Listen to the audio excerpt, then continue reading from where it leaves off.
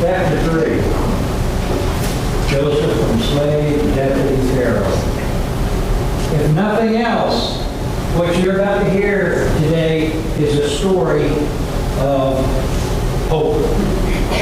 Hope is all over this chapter today. And it doesn't make a bit of difference how dysfunctional you are, how dysfunctional I am, how dysfunctional our friends are, how dysfunctional our families are. There's always hope. I heard a story once about a census taker who went into the backwoods of Tennessee, and he came across this 13-year-old girl living in an old shack. And he asked her, he says, "Is your daddy home?" She says, "He's in jail." "Is mama here?" She run off with the moonshiners. "Your sister?" "She's in a hospital for crazy people." "Your brother?" "He's at Harvard." He said, "Harvard? What's he studying at Harvard?" She laughed. She said, "He ain't studying nothing, they're studying him."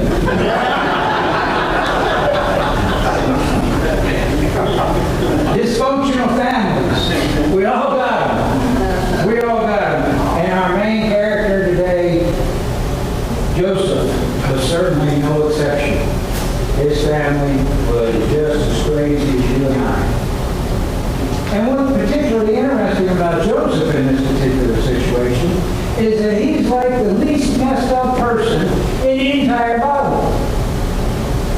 Hardly ever does he mess up.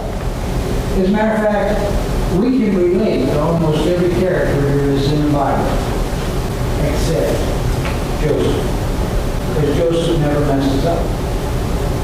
Not once in his life does the Bible record that he messes up doing anything. And what's really interesting about this is it tells us a lot. It tells us a lot. Remember I told you the Bible is timeless literature, and what was said back then applies to today, and that's exactly what this is all about. It says a lot about God's use of valleys. Joseph is going to face some really serious and deep valleys in his life.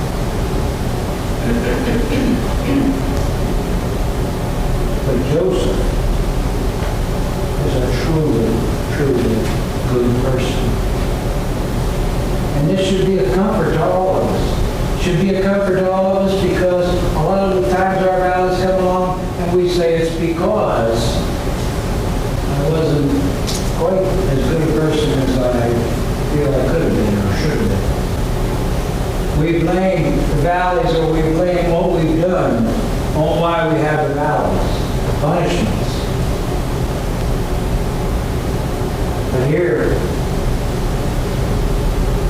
we have Joseph. Joseph never did a bad thing in his life, and yet he suffered these great, serious valleys.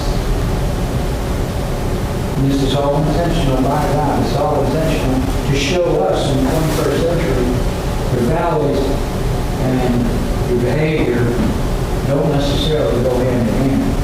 We always look at them as punishments. Don't look at them as punishments. They're training tools. Training tools beyond any kind of punishment that you can come up with. Your valleys are usually there for a reason. The question should always be, what am I supposed to be learning from this valley? What's my lesson?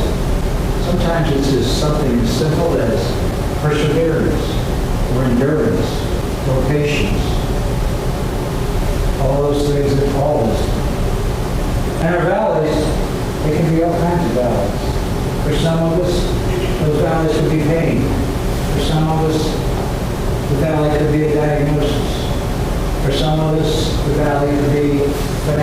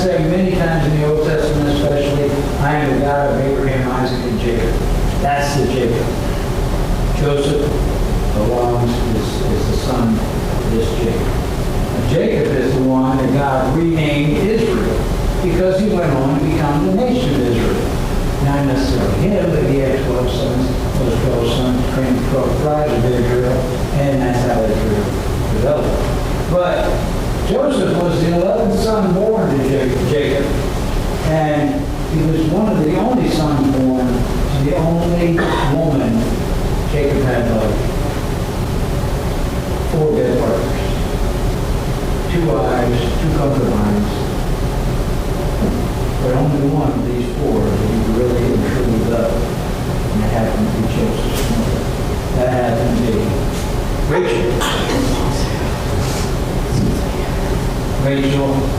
or Jacob loved Rachel.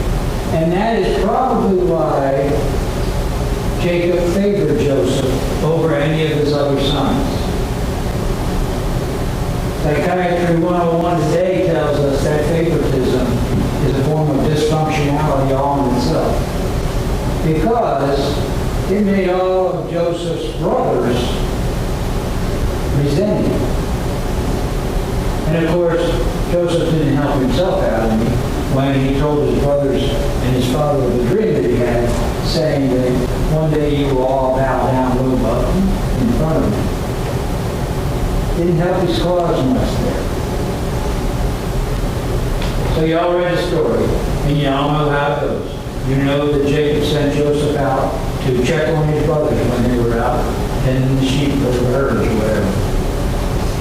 And his brothers, they see Joseph coming from a distance. So right then, they all decided to plot to kill him. But the closer he gets and circumstances change, and instead they decide along comes this Mennonite slave caravan, and they decide they're going to sell Joseph as a slave instead of killing him. And that's exactly what they end up doing. Joseph is 17 years old when this happens.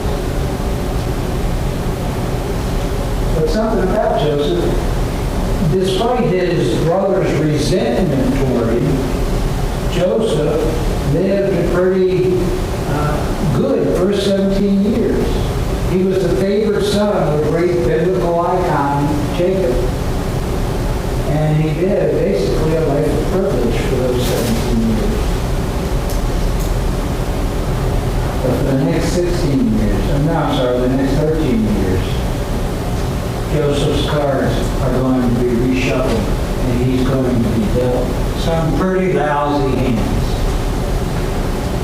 I don't know if anybody here plays poker, but if you do, you'll recognize that as a hand you don't want to get. So his brothers, they sell him to slave traders. And for about the next 15 or 20 days, he is made to walk across the hot desert sands for about 300 miles, long ways, till he gets to Egypt. And when he gets to Egypt, the saying gets worse. That's where he's sold as a slave on the auction block. And he's sold to a guy by the name of Pharaoh. And I really don't understand why all the Bible interpreters, or many of the Bible interpreters, seem to always interpret Potiphar's occupation as captain of the guard for Pharaoh. Because a much better interpretation in the Hebrew of what Potiphar does for a living is chief executioner for Pharaoh. Maybe it's just me, but if you're going to be sold into slavery, I think about the last person in the world you want to be sold to is a guy who's wearing a black coat. Just me. After death. Despite all this, God says something in Genesis. He says something, and in your book it's on page 31. In Genesis, you'll find it in 39:2. The Lord was with Joseph so that he prospered, and he lived in the house of his Egyptian master. And there we find the greatest of the 21st century lessons in this book today, in this chapter today. Let's just say, put yourself in Joseph's balance right now. Put yourself in his balance. And I think his valley is so great. Put yourself in your own valley. Maybe if you think that's a greater valley. Put yourself in whatever valley you want. And then ask yourself, Joseph prospered because God was with everything that he did. He's not talking about, he didn't split the atom. He's talking about day-to-day things. Everything that you do during your day, everything I do during my day, everything Joseph did during his day. If I dig a hole in my backyard and God is with me, that's going to be a good hole. We're not talking about anything catastrophic. We're talking about the things Joseph did, was told to do day to day. How many times do you go through your day and say, that was really a good day, everything seemed to work out, everything went well? We have those days often. Sometimes we just don't recognize them as those days. So here's your lesson.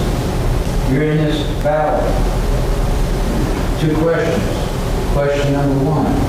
Are you going to be giving God credit for all these good things that are happening, all these little things, but a bit, all these good things that are happening throughout your day? Or question number 2, are you going to be crying because of the valley that you're in? It's a huge question. It's a lesson that I want each and every one, somewhere on the back of your bulletins. A lot of times what I'll do is I'll put a synopsis on the back of the bulletin of what that sermon was that day. Sometimes in maps or whatever the case may be. But in this case, it's there's someplace. And I would like you to take this week and answer that question for yourself. Am I recognizing that God is in me? Am I recognizing that he is helping me throughout my entire day, getting all this little stuff done well?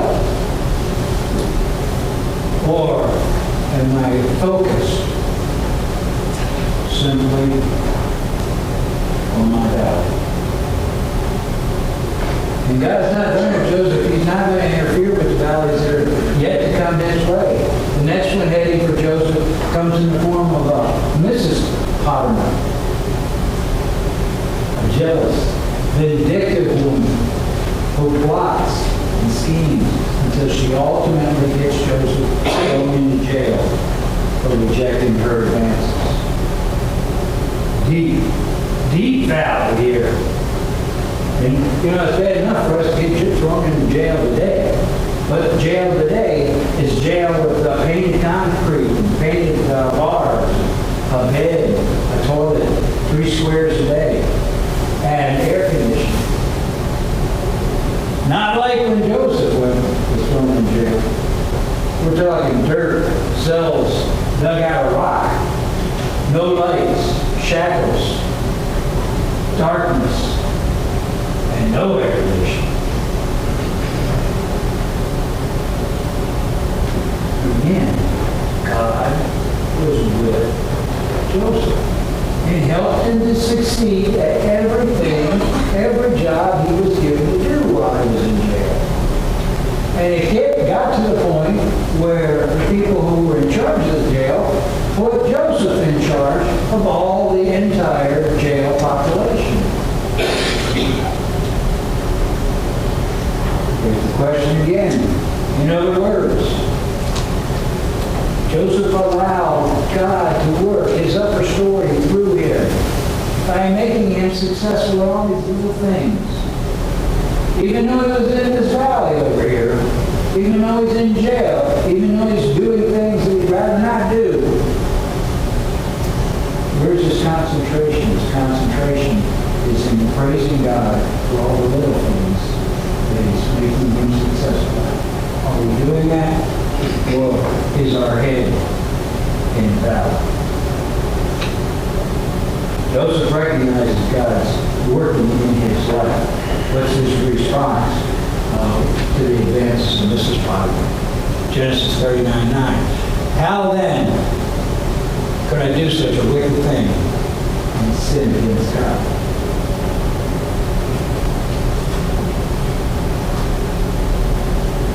remember we talked about week 1. Those are the 2 things I wanted you to remember forever and ever. Those 2 things are what Joseph believed. They are God created. That means God can do anything, essentially. That has to be foremost in our minds every single day. God created. And God is with me. God is with you. God is with me. Each and every day. If I know that ultimate power is in me each and every day, and I see it in action, I see it working in my life, I see it in my good days, I see it in all these things that are turning out really well, I better be giving thanks for it. Now there's another pesky little lesson in this chapter called temptation, and I'm just going to whiz through it pretty quick. It said that if you want to avoid temptation, then you just avoid it. Simple as that. Not very helpful. But there was an old country preacher once who gave a little bit of help by saying this. If you know she lives in a house, don't walk up to the porch. Years ago, I thought something similar to this, and I was wondering. You are not responsible for the first floor, but you are responsible for the second and third.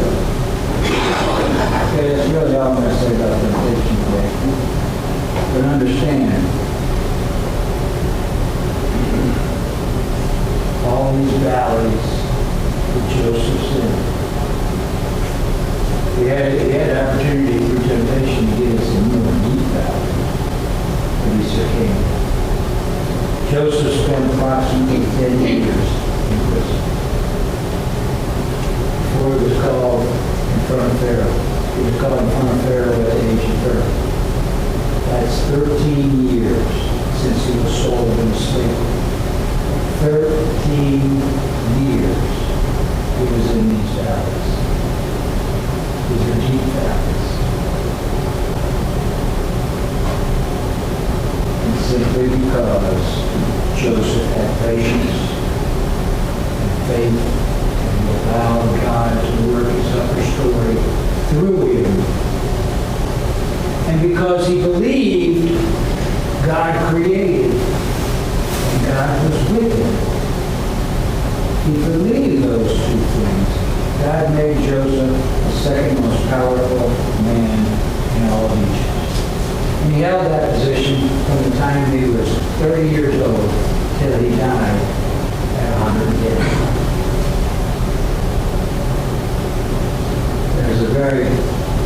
There's another reason that we believe that Joseph understood that he believed that when his brothers finally reunited with him, they were riddled, oh by the way, and they all bowed down to it. They were riddled with guilt because they had sold him into slavery. They had sinned against God. And here's just another example of how God takes something bad and makes it good again. They had sinned against God. And Joseph could have easily badmouth them and say, you sold me into slavery, I got thrown into prison, I got this happened to me, that happened to me, another thing happened to me. 13 years of suffering because you guys resented me. He could have said all that. But instead he didn't say any of that. He says the most prophetic words I have ever read in the Bible from an individual character. He says he understands this because he says this. But God sent me ahead of you. Not because you stole me. God sent me ahead of you to preserve for you a remnant on earth and to serve and to save your lives by a great deliverance. That's a man who lives by faith. That's a man who understands God created and God is with him. That's a man who walks by faith. Joseph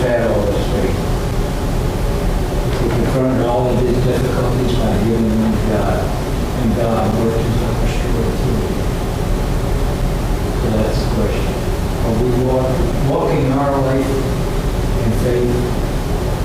Are we walking our life and thanking God for all the things that he's doing in our life, knowing that he's working his upper story through us?